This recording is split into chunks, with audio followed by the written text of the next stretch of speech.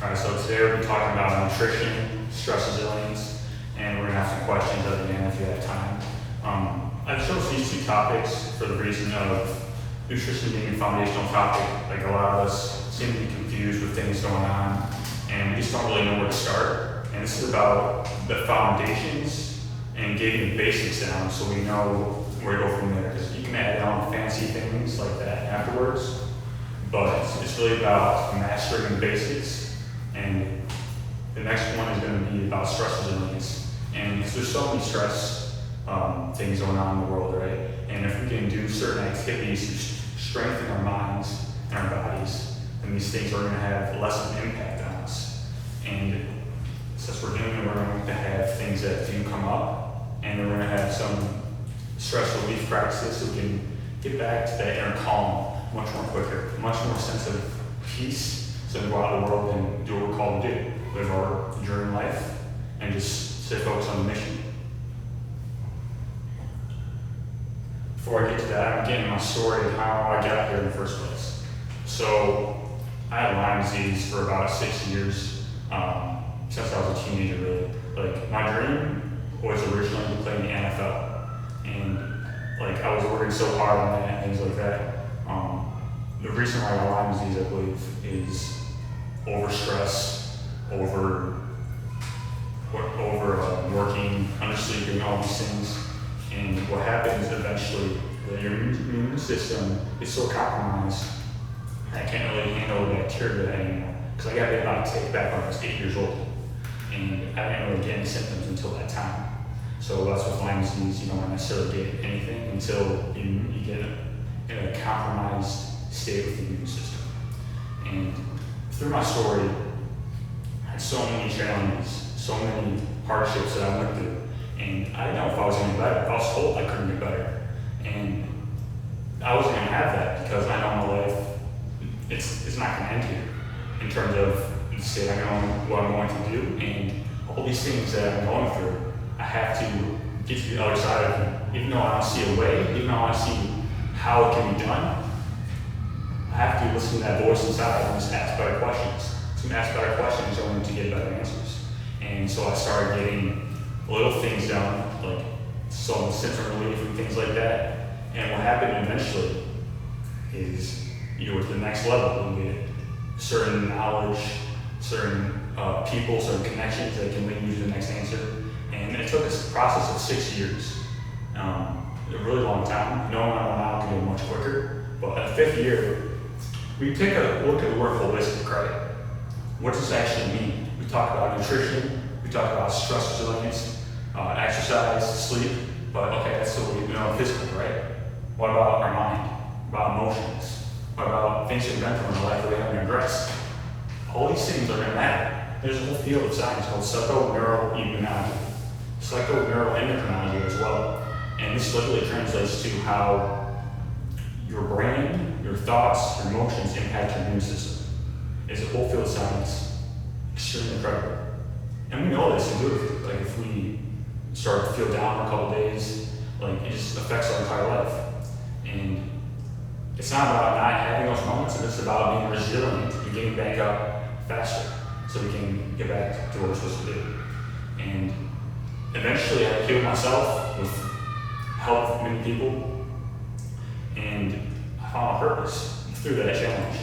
And because of that, I'm here today and I'm coaching other people, and I'm just trying to get word out to as many people as I can, because, you know, everybody deserves to feel well. There's nobody I know who doesn't want to get well. They necessarily don't know how, or they're misinformed by well-meaning physicians. They're misinformed by certain people. And matter of fact, they don't even know if they can get well. It's kind of like, they may just like kind of identify with their state. I mean, when you identify with something, it's going to be very hard to change that. So eventually you want to get to the place where you believe in your heart that you know you can be better, and take the necessary actions, because knowing it's not enough, you must act. And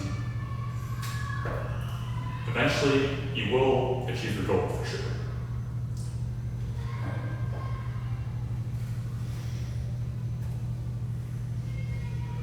Alright, so foundations of nutrition. So the first foundation is eating whole foods. So what does this actually mean? So we know about, if we go back to hunter-gatherers and you bring them in your kitchen, what would they recognize? They're going to recognize meat, vegetables, fruit, nuts, seeds, legumes, and everything else. Like, there's no way in the world they're going to recognize Lucky Charms or anything like that. Right? So we have to keep in mind that our genes expect us to eat certain things. There's what field of science called nutrigenomics, literally translating to every molecule of food that you eat impacts your genetic expression. So there's a science called epigenetics, and it's control above the genes. And every time that when you make a lifestyle change, it's going to influence our gene expression. Like the genes themselves are not going to change, but if that gene is going to be either related to health, related to disease, like you can turn a gene on or off with, say, diabetes, for example. And yeah, so we really want to focus on eating real food. And since we're doing that in the basics, now, if you're doing that, you're automatically winning. But we need to focus on organic as well.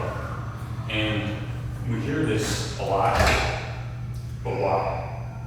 Well, pesticides, herbicides, fungicides, the suffix "cide" means to kill.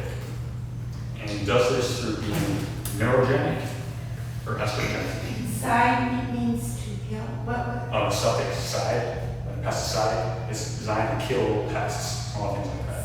So it is. CID. And so it disrupts the pest nervous system or the endocrine system. And this is why they kind of aren't able to reproduce and things like that. So what we fail to keep in mind is that we're made up of tiny microorganisms, whether it's bacteria, viruses, and there's some profound research showing that these pesticides disrupt our microbiome. They disrupt our ability to make hormones, certain enzymes, and things like that. So the more organic that we can eat, it's going to be the better. You don't have to be perfect. It's not about being perfect. It's more so about progress. If you make progress, then you're gonna, if you're eating vegetables, you're already winning. But the best top is gonna be organic, biodynamic, which is a upgraded certification of the organic, because a lot of the organic certifications aren't really up to par, unfortunately. And then the next one is I'm gonna say, eating locally. So when we have food shipped across the entire world, it's going to lose its nutrition content already. It's like every day that the vegetable is picked, it's going to lose a certain amount of nutrients. So we want to eat food as close to source as we can, which is why, farmers markets are great to go to. We have a lot of Whole Foods doing their job, good things like that. So eating locally, if you can do a garden, things like that. And then according to your genetics and things like that, I'm not going to say that's the most important thing, because we don't have to go out and get a gene test and things like that. But an example would be if you say you're from a Mexican heritage. If you come to a certain place and your genes are expecting certain foods, and they're coming and they're just all of a sudden that food source is cut off, like aren't eating anything like that, it's going to affect their gene in a certain way. But again, it's about eating whole foods, organic. Those are the most important things.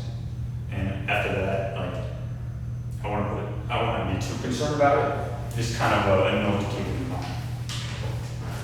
And the last point on this is going to be customizing your own diet, because the reality is all diets work at certain times and for certain people, whether it's keto, carnivore, paleo, vegan. All of these things work, but again, the foundational principles are going to need to be applied for them to work the best. Now, you have to customize it too, because the vegan diet It's great. It's not going to work for everyone. We have to have the audacity to listen to our own bodies and listen to feedback that is telling us. If something's not working, give yourself permission to change. Because the food that we eat really matters. And it's not about fighting an ideology. Like, don't let your ideology interfere with your biology. Just focus on what works for you, and that may change. Like, what you do right now may not work forever. You may have to, like, depending on exercise needs, age, like, nutrition needs may change. And that's okay. Just focus on changing them, you know. Just adjust as you go. And if it's working, keep going.